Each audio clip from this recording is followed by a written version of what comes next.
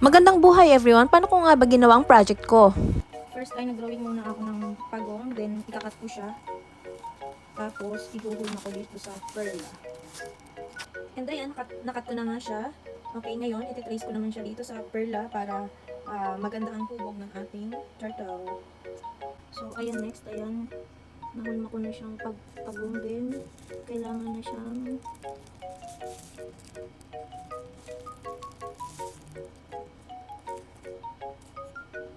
bilis ng maduro. So, update. Lapit na ng kamay ko. Pati cellphone. Ayan pa lang yung magagawa ko. Kailangan dahan-dahan siya kasi ang bilis niya matipak. Ang lambot niya sobra.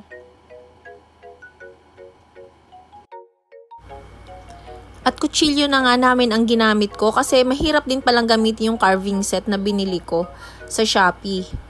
At si mama nga ay hinahanap na pala yung kutsilyo sa baba dahil nagluluto siya at hindi niya makita. Yung pala ay kinuha ko. Sobrang seryoso ni ante, parang tunay lang. Hindi ko na isinama yung ibang video kasi sobrang haba na. Mga 3 lang ang nagamit ko sa carving set na binili ko. First time ko lang naman makahawak ng carving tool, so sanay ako sa kutsilyo lalo na pag nagbabalat ng Indian mango. Gumamit rin ako ng toothpick. Napaka-sensitive pala nitong perla na to. Hindi siya katulad nung araw na matibay yung perla talaga, hindi ganun kadaling madurog. Hindi katulad ngayon yung quality niya ay ang bilis niyang madurog. Sabi nga ng ibang classmate ko, ay nakalimang perla na sila bago pa nila nagawa ang project nila. So nakakatuwa naman kasi isang try ko lang sa pagong ko at saka sa kuneho ay nagawa ko agad.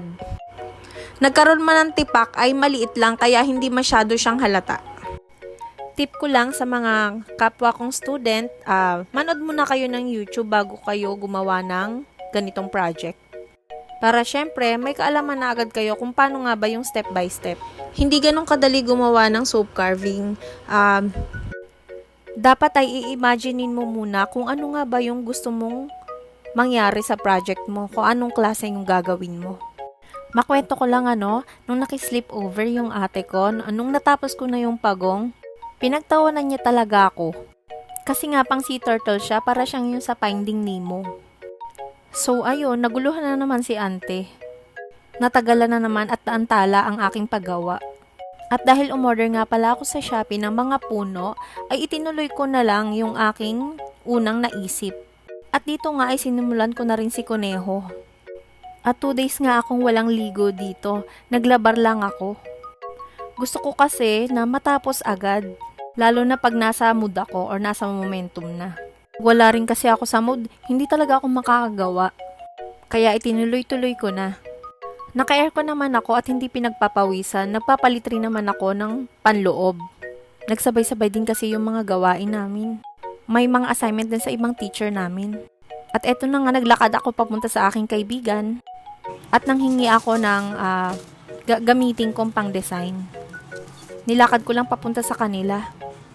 At thank you so much, B, at meron kang mga available. Gumawa rin kasi ng diorama ang kanyang pamangkin kaya may mga natira pa. At hindi ko pa nga pala nasusole ang glue gun kasi nga dinala ko sa school dahil baka mamaya ay matanggal na naman yung mata ni Pagong. At etong styro na to, ito yung gagamitin kong pagtutusukan ng mga puno. Ito nga palang pinaglagyan ng project ko ay yung lalagyan namin ng biskwit na naubos na. At dito nga ay ini-imagine ko na rin kung paano ko ba bubuuin ito, paano ko nga ba gagawin to, ano nga ba yung klaseng design na gagawin ko. Ang dami kong naiisip, kaya siguro ang bagal kong gumawa. Nung natapos ko nga itong project na to, sinabi ko sa anak ko na wag niyang papakialaman kasi nga baka masira. At ayun na nga, pag wala pala ako ay inaangat-angat niya, kaya pala maayos na pagbabalik ko ng bahay ay sira na naman siya. Nagkalat-kalat na yung sand niya. Tinitingnan niya daw kasi yung sticker na nilagay ko sa likuran nito kasi nilagay ko rin yung story niya. Eto nga palang bulaklak ay galing sa altar ng mama ni B. Thank you so much, B, lalong gumanda ang project ko. Ang cute ng puno. Para mas lalong gumanda ay bumili din ako ng pailaw sa classmate ko.